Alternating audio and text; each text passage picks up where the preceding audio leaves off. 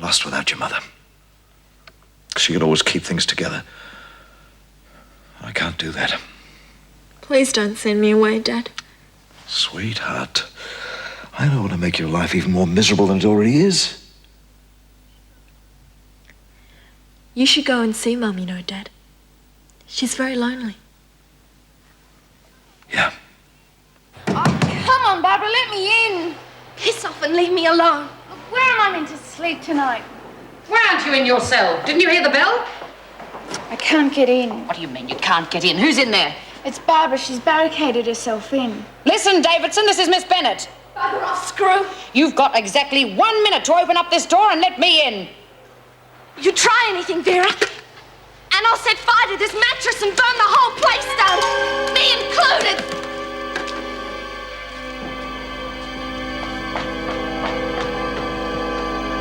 He's just a spoilt brat looking for attention. What do you propose to do? Absolutely nothing. Nothing? But how? We'll leave Barbara exactly where she is. She's had a very easy life all these years. Going hungry for a few days is something she's never tried. And I really don't think her convictions are stronger than her stomach. Don't you agree, Miss Bennett?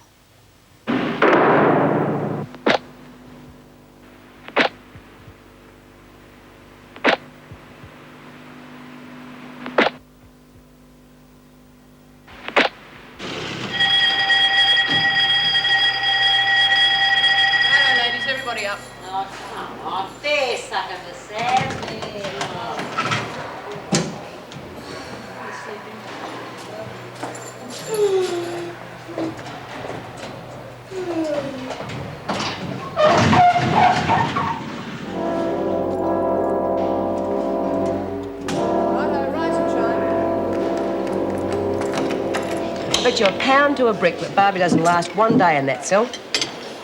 No, have you ever read The Count of Monte Cristo? No. If it isn't in Classics Illustrated, I haven't read it. I'd smack her in the mouth if I were you. Look, love, if you don't out-tough her, she's going to walk all over you. It's creatures like her that are responsible for Barbara barricading herself in her cell. Who are you calling a creature? Shut up, Doreen. Well, Barbara can lock herself in there for as long as she likes, but she's still got to face the inevitable. Sooner or later, she'll have to come out, and when she does, she gets it both ways. You see Vera Bennett letting her get away with it. That Bennett woman's got to realise that she's the main one that Barbara's hiding from. That's not going to stop our Vera from giving her a hard time when she does come out. You sound as if you're looking forward to it. Well, that's the way things are, love. And if you know what's good for you, you won't try and play Crusaders either. Got it? Roberts? The welfare officer wants to see you before lunch.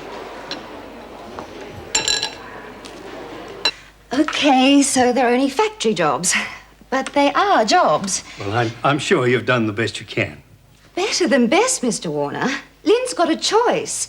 There's the shoe factory or the electrical works. Yes, but we're country folk after all, and I'm not sure our Lynn will be real happy working in a factory. Well, she's not exactly at home here in jail, is she? Have you any idea how difficult it is to get a job, any job, for a prison inmate? I didn't have much trouble. I beg your pardon? Well, it's a matter of who you know, really, isn't it? I don't think we're communicating. Well, an old army mate of mine, Sid Butterfield, he runs a nursery about a mile away from here, and he's agreed to help out. Well, I don't know if that'd be entirely satisfactory. But why? Well, there's a matter of supervision. I mean, at least in a factory, she has a foreman to keep an eye on her. A nursery, it's a bit of your wide open spaces, isn't it? Oh, you could do with some of that around here. Yeah, I guess so. You needn't worry about supervision. Sid's a tough old bird, and he won't take any look from anyone. Well, I will think about it, Mr. Warner. Why don't you go down there and check it out yourself? All right, I'll do exactly that. Right. I won't take up any more of your valuable time. Do you have to go back, Dad? I'm afraid so, love. I've got 40 acres of sorghum that'll rot in the ground unless they get the harvester through it. Well, we can't lose 40 acres of sorghum now, can we? Well, we can't, blast. Oh, Dad, I'll never be able to thank you for all the help you've been. And I'll never stop feeling sorry for all the trouble I've caused you. And Mum. Well, you'd better stop. We can't have you moping around the house the rest of your life. Oh, no, really? Now, your mother gets out of the hospital on Friday.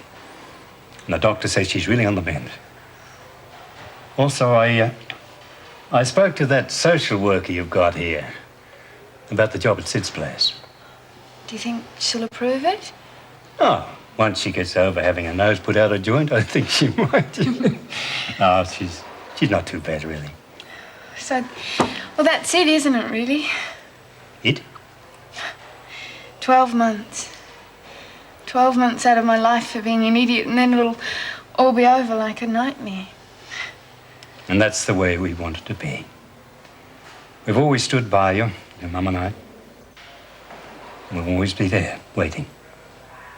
If you need us.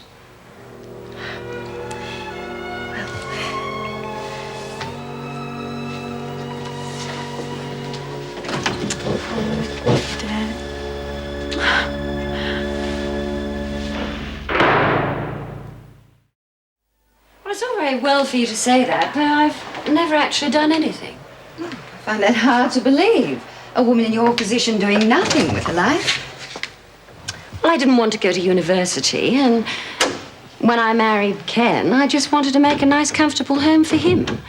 Oh, I did the usual things, the P&C committees, tennis with the girls every Thursday, but in terms of your idea of doing something, well, there just never seemed to be any need. Well, there certainly is now.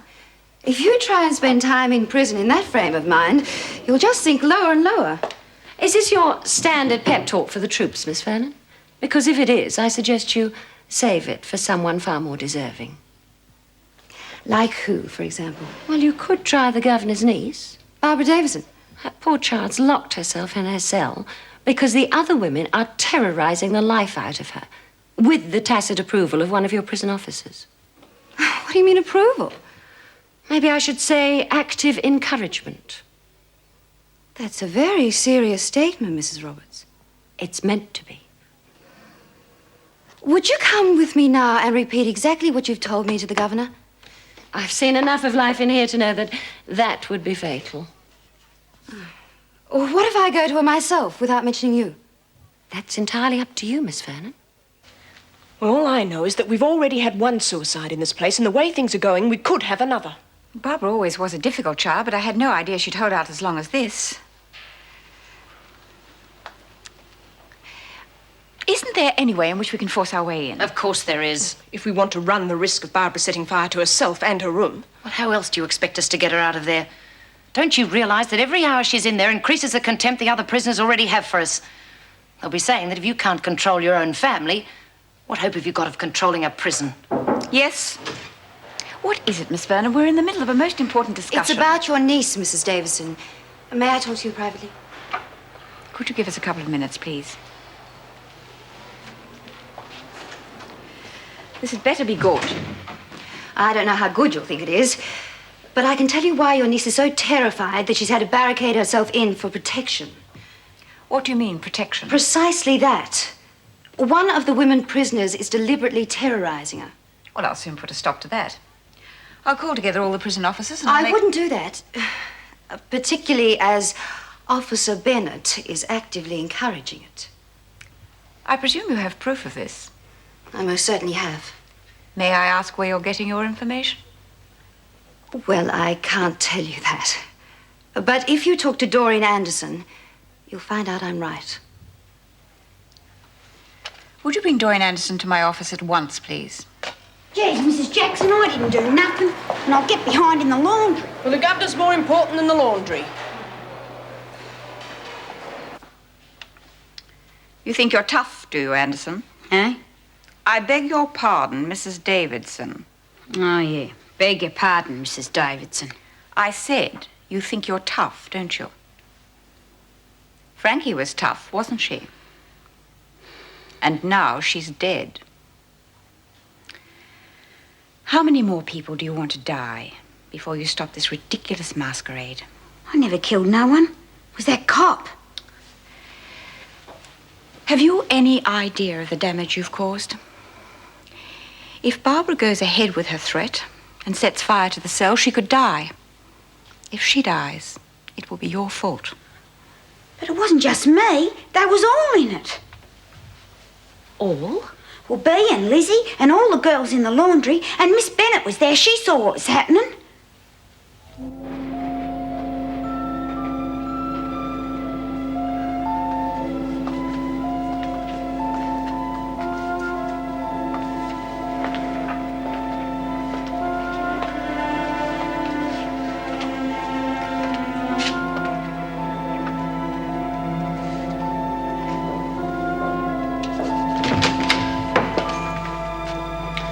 Relax.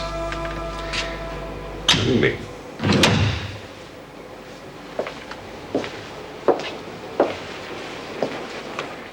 How are you feeling?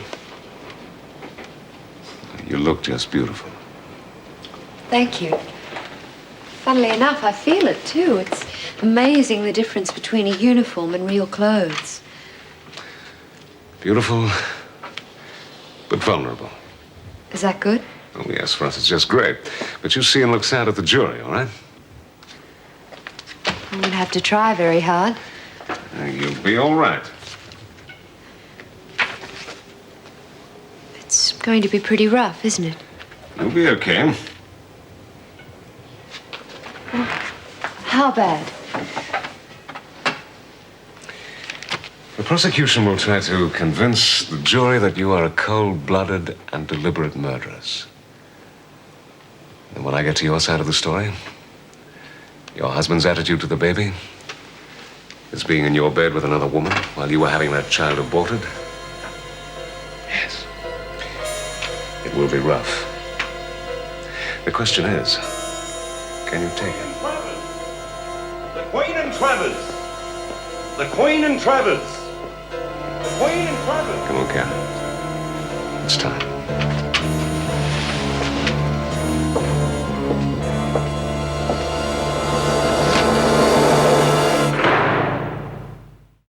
As far as I can see, your behaviour negates any right you may have. Oh, it's easy for you to judge, sitting up here in your nice, safe office. You don't have to handle a rabble day after day. If I did, I'd do a downside better job than you do. I've been with the department for years. No one has ever found fault in the way I do my job except you. Dear God, you can hardly call it finding fault when I have clear evidence that you stood by and watched one prisoner beat another one. What evidence? Just the word of one of those sluts? That is enough. I intend to report this. You can't. You know how these women say anything to get at me? Well, look at Smith and her disgusting friends and the way they tried to frame me on that bashing charge. And it was Barbara's statement that cleared you. Look at the way you're repaying her. You told me to treat her like any other prisoner. If this is the way you treat other prisoners, then you deserve to be reported. I'll let you know what I decide. In the meantime, I'll try to clear up this mess you've made with Barbara. And I want you to stay as far away from her as possible. With pleasure.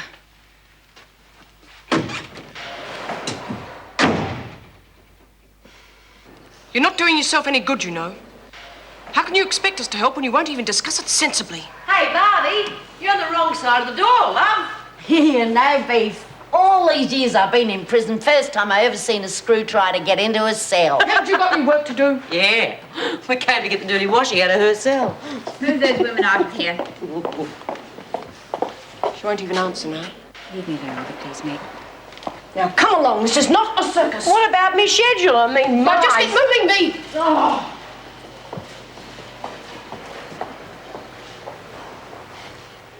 Barbara, I know you can hear me, dear, so if you don't want to answer, at least listen. I've spoken to Doreen Anderson. She told me what happened. I've had a long and difficult session with Vera Bennett.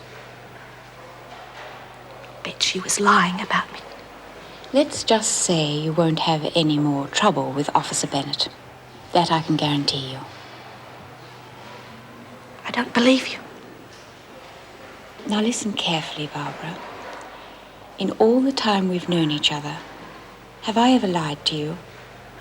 During all the difficulties and differences we've had within the family, I can't think of a single time. Can you?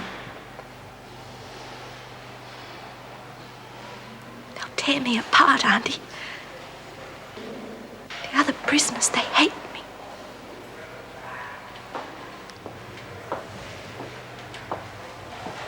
If you come out now and do as Mrs. Jackson tells you, I promise you I'll protect you and no one will hurt you. I give you my word.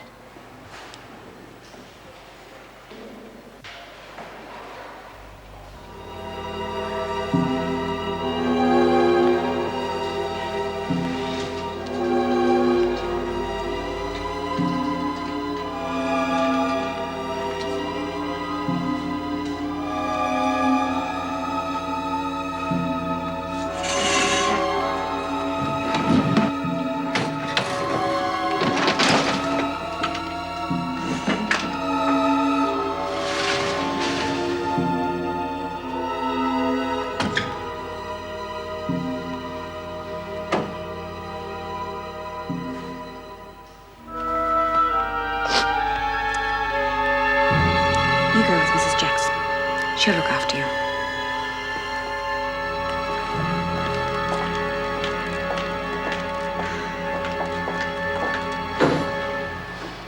How is she?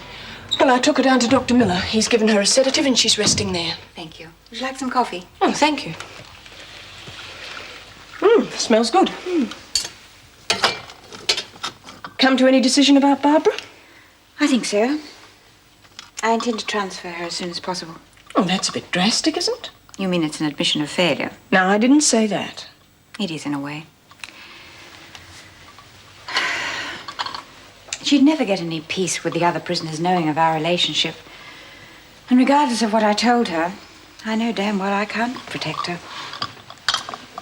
No, she'd be better off in another prison. And I'd certainly be better off as soon as she leaves. Well, the other prisoners will come to accept her. In time, they always do. And during that time, we'd have nothing but trouble. Seems such a pity. It is. I've always tried to run this prison as a place of rehabilitation and reform. Just makes you feel a bit down when you realize you can't really rehabilitate someone as close to you as your own niece. Maybe Vera's right. Stand down and just keep stamping down. Oh, you can't believe that. I'll get her transferred as soon as possible.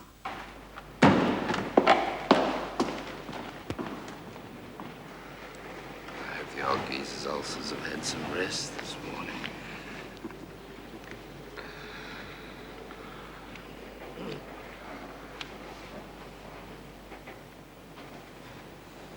Yes, Mr. Wilson. May it please the court, I act for Mrs. Travers in this matter. Very well, Mr. Wilson, you have the court's attention. Ladies and gentlemen of the jury, as you know, this hearing is the second hearing to do with the facts surrounding the death of one Wayne Travers, the husband of the defendant. Now, we will not attempt to deny that Mrs. Travers killed her husband. We would, however, bring to the attention of the court circumstances and evidence of mitigation, which should affect your assessment of the guilt of the defendant. The court takes it that the plea of guilty still stands. Yes, it does, Your Honor, and we will be relying on mitigation. I will bring evidence to show that at the time of the original trial, the defendant was in such a state of emotional turmoil as to preclude her from properly conducting her defense. I will show that the defendant, whilst not willfully perjuring herself, was not of sufficient clarity of mind to have the best regard toward her own interests. Well, perhaps if you bring to the court's attention the actual facts you intend to bring to back up your assertions. Yes, I'm coming to that, Your Honor. With due dispatch, one hopes. I will ask the jury to consider the circumstances of the woman whose background, religious, and social beliefs conditioned her to hold the life of a child sacred. I will ask you to understand the mind of such a woman, forced by her husband into aborting the child of their marriage. I would ask you to put yourself into the defendant's place. When, on returning home from hospital, after such a harrowing and traumatic experience, she found her husband in bed, in their marriage bed, with another woman. I would ask you, ladies and gentlemen of the jury, to understand what Karen Travers did under extreme provocation, and then to ask yourselves, what would I have done? At least understand how Sarah feels. It's not a matter of how she feels. It's things she might pick up if we stay around here. What sort of things? Well, the night before last, I dropped into the club for a drink. And Ted Matthews was there. Didn't notice me coming in. Busy talking to his cronies about how he'd heard that Sarah was having an affair with Bert Warren. And when we found out about it, she made up this lie about him raping her. And you ran him down because you thought that he was going to expose Sarah in court. And that is the bloody gospel according to Ted Matthews. Oh, Ken. And I wasn't even man enough to punch him in the mouth. You tell me what's right for Sarah. Wait around for that sort of filth to get back to her? Or to make a clean start in Ballarat with Viv? No contact, Roberts. Sarah will be all right, especially if you can steal some more time from the business to be with her. Sold the business. You what? A good offer. But you've spent years building it up. Maybe, but it was a damn good price. I was lucky to get it under the circumstances. It's been all the expense of this, hasn't it? What are you going to do now? Well, they've offered me a job. It's based in Sydney. Oh, you're not going to take it? Not many jobs around for men of my age. But Sydney? I'm not going to sell the house. It'll be let, furnished. Sarah will be fine with Vivian, and she can spend the school holidays with me, and I can fly down here once a month to visit you, you know. Tenants? Using my things? Take it back, please. Catherine. I'm sure you did what you thought was for the best, Ken.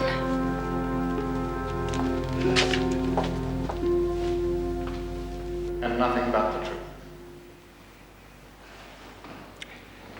You are Dr. George Barrett, and you conduct a medical practice at 47 Dysart Street, Paran. Is that correct? That is, sir. You were the family physician to the defendant and her late husband. That is correct. Well then, Doctor, did you examine Mrs. Travers during the past 12 months? I did. What was the result of this examination?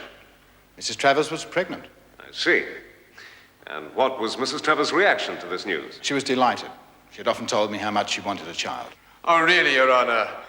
We can't have what the sailor said, you know. Mr. Proudfoot is quite correct. You cannot consider the defendant's second-hand testimony as related by this witness. And this pregnancy was confirmed some 7 months ago. Yes. May I draw your attention to the accused? Would you say that she is currently 7 months pregnant? She obviously is not. Is it your considered opinion, then, Doctor, that the pregnancy was terminated? Yes, Mr. Proudfoot. I think the court is a little ahead of you. All the witness is able to tell us is that the accused is, in his opinion, no longer pregnant. This he has done. You cannot ask his opinion as to how this state of affairs came about. Very good, Your Honor. If you continue to show such a lack of awareness of the rules of debate, Mr. Wilson, I may have to rule that your client seek other counsel in her own best interests. I assure the court, Your Honor, that that will not be necessary. You may continue your examination, Mr. Wilson. Dr. Barrett, during the time that you acted as physician for the Travers family, was there ever an occasion that you had to treat Mrs. Travers for any physical injury? Well, Dr. Barrett? Well, I didn't specifically treat her for any physical injury. But I do recall that when she came to pick up the results of her pregnancy test, Mrs. Travers had a badly contused eye. A contused eye, Doctor? Is there any other term by which the jury would know of such an injury? Yes. She had a black eye. A black eye. Thank you, Doctor. That is all. Dr. Barrett, Did Mrs. Travers come to you for treatment to the injured eye? No, sir. Do you know how the eye was injured? I have an opinion. The court is not interested in your opinions, Doctor. Do you know how the eye was injured? No, sir. Am I to take it that in your capacity as family physician, you were privy to the domestic situation of the accused and her late husband? To some extent, yes. Then I ask you, did the accused at any time suggest to you that her husband was a violent or abusive man? The question never arose. So, to the best of your knowledge, the Travers were a perfectly normal, happily married couple? As far as I knew, yes. Thank you, Doctor. That is all. Any further questions on redirect, Mr. Wilson? No, Your Honor. No further questions.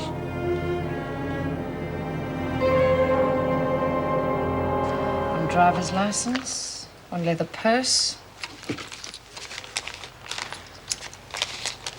1640 cash, one yellow metal watch. It's gold. One yellow metal watch.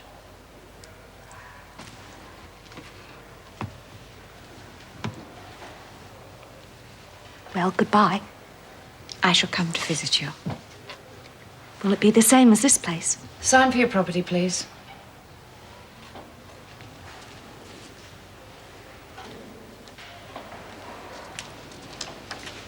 What are you doing here? I just came to say... I just came to say I was sorry. Sorry? Well, I really didn't mean anything.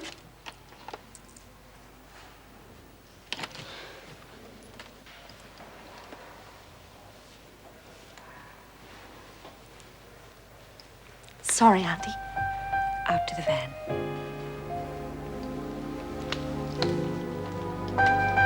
Oh, please. Doesn't matter how hard I try. I'm not really Frankie, am I?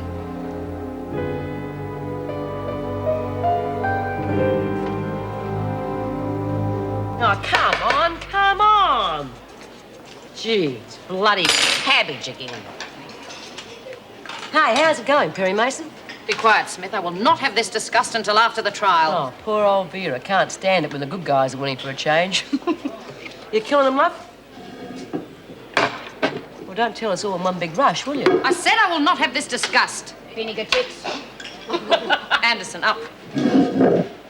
Who, me, Miss Bennett? What did I do? I didn't do nothing. What did you just call me? Miss Bennett. Miss Bennett. Before that. Oh, that. Oh, yeah, well, I said to my good friend Lizzie here, I said, could I have the vinegar, please, to go on the cabbage? Goes real good with cabbage, vinegar does. You ought to try it, Miss Bennett.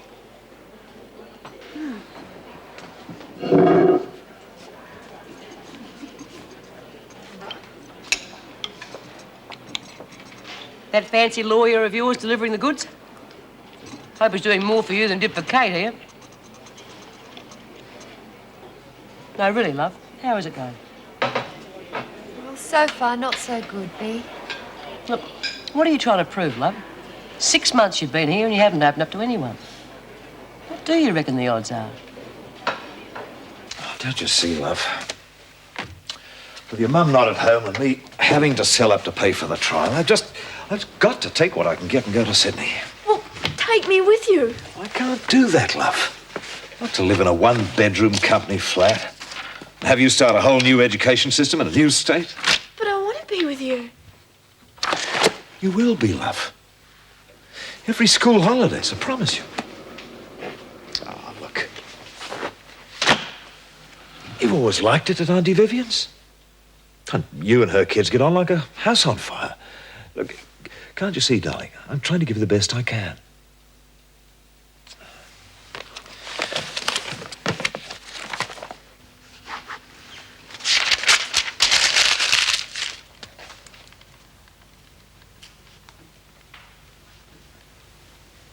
Writing a book, are we, love? Oh, letter to my husband. There's a lot of things we must get sorted out. Yeah, well, I sorted my old man out. I shot him.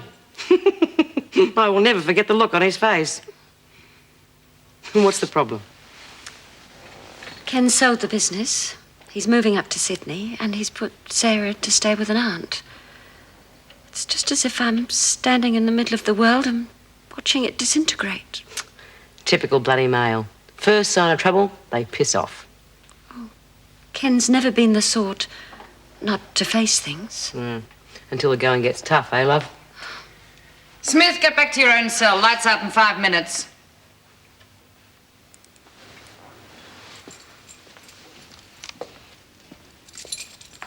We were only having a chat. This is a jail, your ladyship, not a conversation club.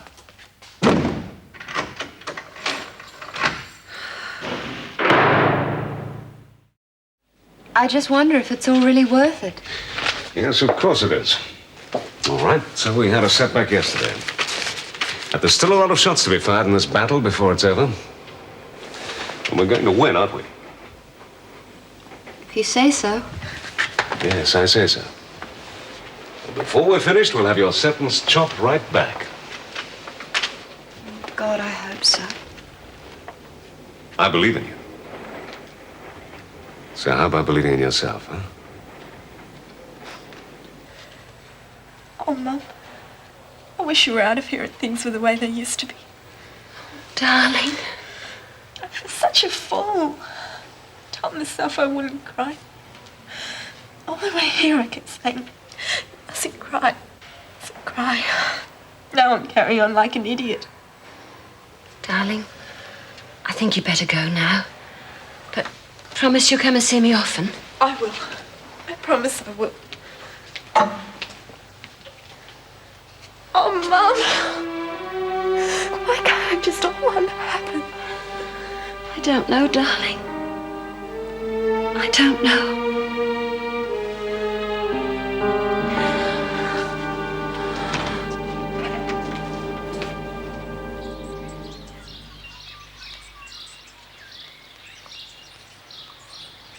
Mr. Butterfield.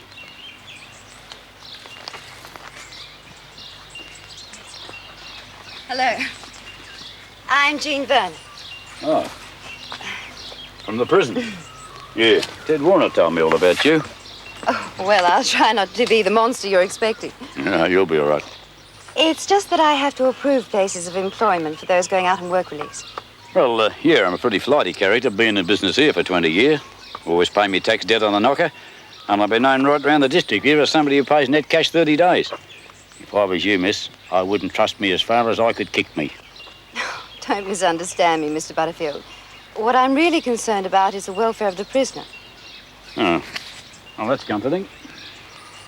I guess the most important thing is whether you're prepared to take on Lynn. Oh, she'll be all right with somebody standing over her for a bit. Don't you worry about it with me, miss.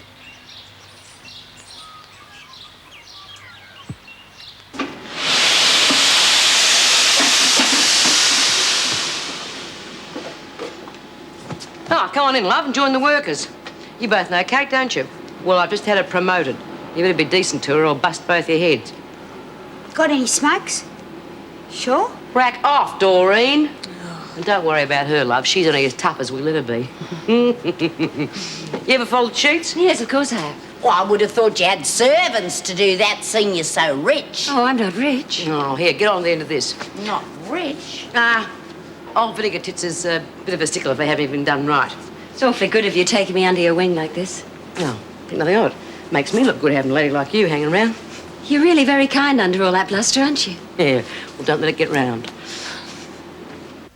And you are Dr. Gregory Miller, the medical officer at the Wentworth Detention Center. That is correct. Did you meet the accused on her admission to Wentworth? I did. And what is the procedure in your capacity on such an admission? A medical examination is given to the prisoner prior to her joining the other prisoners. Did you conduct such an examination? Yes, I did. With what results? The accused was in good physical health, apart from some apparent burn scars on her back. What could have caused these burns, Doctor? To the best of my knowledge, they were caused by someone stubbing out cigarettes on her back. Have you any idea who was responsible for that? I believe it was the defendant's husband, Wayne Travers. You have stated, Doctor, that the accused was in a state of physical good health. That's correct. At the time of her admission. Well, what can you tell the court about the state of her mental health? Mrs. Travers was in a state of complete mental and emotional turmoil, subject to fits of intense depression. As you may know, Doctor, it is customary to lodge an appeal against sentence within 1 month. Is it your opinion that Mrs. Travers was sufficiently mentally competent to have lodged such an appeal within that given time span? I don't think she was, no. Was Mrs. Travers pregnant at the time of her admission? No. Was there any indication that a pregnancy may have been terminated immediately prior to her admission? I couldn't say. I had no reason to conduct such an examination. In your considered opinion, Doctor, is it at all possible that Mrs. Travers' mental state could be attributed to her having had an abortion? That is entirely possible, yes. Thank you, Doctor. Tell me, Doctor, your qualifications would be the same as any normal general practitioner's? Certainly hope so. Psychiatry, I believe, is a highly specialized form of medicine. It is. And yet you, a general practitioner, diagnosed the accused's psychiatric problem and formed the opinion that she needed help and that the problems were caused by the breakdown of her marriage. That's correct. Did you, in fact, seek special psychiatric care for Mrs. Travers? No. And so you, a general practitioner, treated a highly specialized psychiatric condition? I felt perfectly confident to do so. The matter of the cigarette burns. Did you, in fact, see Mr. Travers inflicting them upon his wife? No, of course not. Mrs. Travers told me that he'd done it. Oh, I see. This same Mrs. Travers, this psychiatrically disturbed patient. I was and still am perfectly prepared to believe her. I'm sure you are, Doctor. Tell me, did you know Mrs. Travers prior to her admission to prison? I don't see what that has to do with the matter. I think the court will find it relevant, Doctor. Did you, in fact, know Mrs. Travers? Yes, I did. Quite so. In fact, one could say that prior to her meeting her husband and marrying him, Karen Travers and you were lovers. I don't see what our personal life has to do with my professional opinions. Oh, come now, Doctor. If need be, we can call witnesses to the fact that during your student days, you and the defendant were, in fact, contemplating marriage. That was a long time ago. And you are asking this court to believe that you no longer have any, shall we say, tender regard for the defendant? Well, of course I do. But if your insinuation is that I am still in love with Mrs. Travers, and that I am perjuring myself and dishonoring my profession in order to protect her, then you are both grossly mistaken and grossly offensive. I doubt if I am any of these things, Doctor. To be blunt, I submit that you are manufacturing your testimony to protect the woman you still love. Oh, that is a complete lie. Mrs. Travers was an emotionally and mentally disturbed woman when she was admitted to prison. I felt pity for her, but I did not, and I do not love her.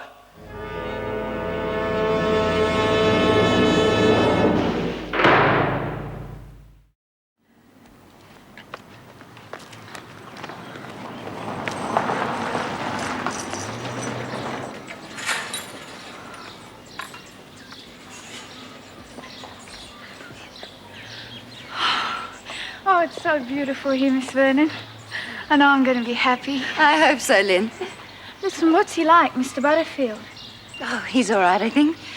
But you mustn't expect everybody to be as understanding as he is. Well, I don't get you.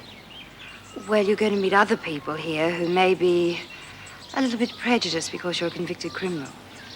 I won't do any harm. Fine. Just remember to keep your cool.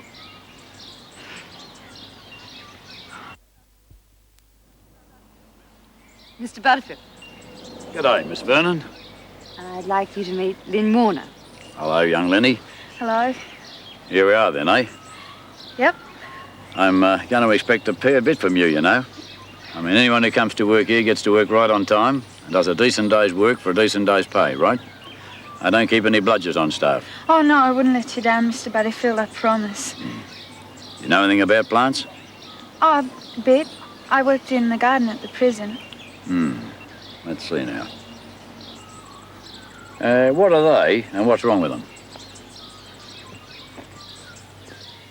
Well, they're coleus Yeah? and they need thinning out. Why's that? Well, because the root system will tangle itself and they'll wind up strangling each other. Not bad. She'll do, I reckon. I hope so. Funny, you know. She doesn't look at all like a hardened crim, does she? I don't know. What does a hardened crim look like? I thought it was the most wonderful news I'd ever had.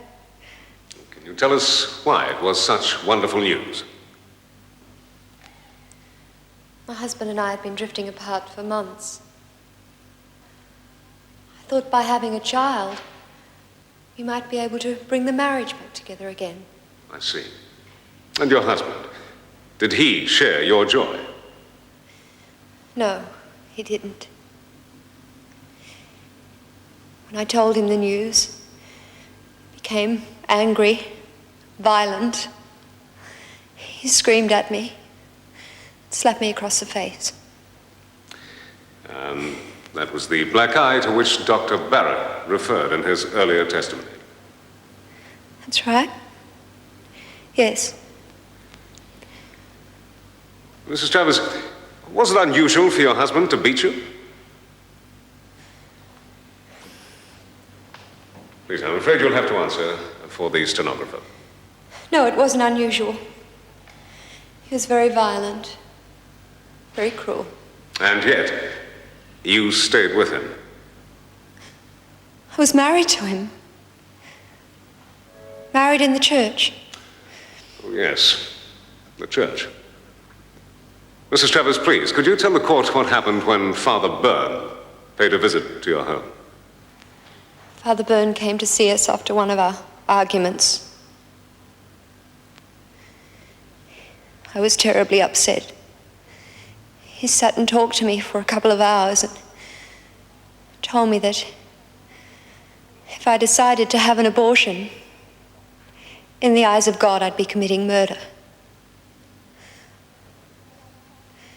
But I decided to go ahead with it anyway.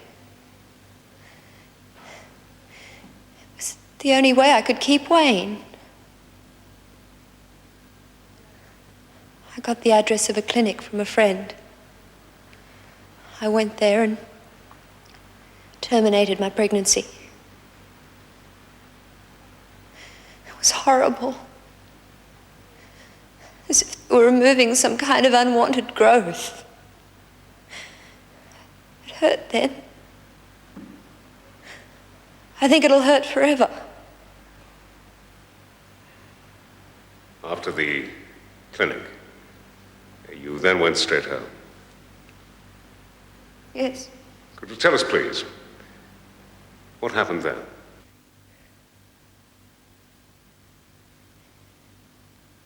I'll never forget.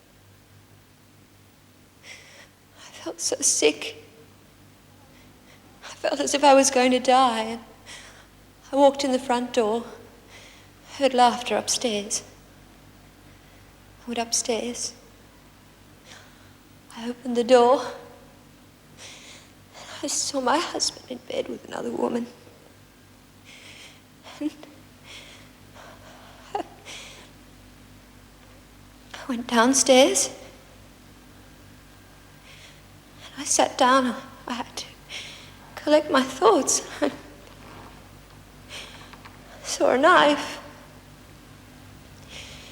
I went upstairs with the knife. The girl ran away. My husband was in the shower. I walked in and I stabbed him. And the water went red. Oh, red.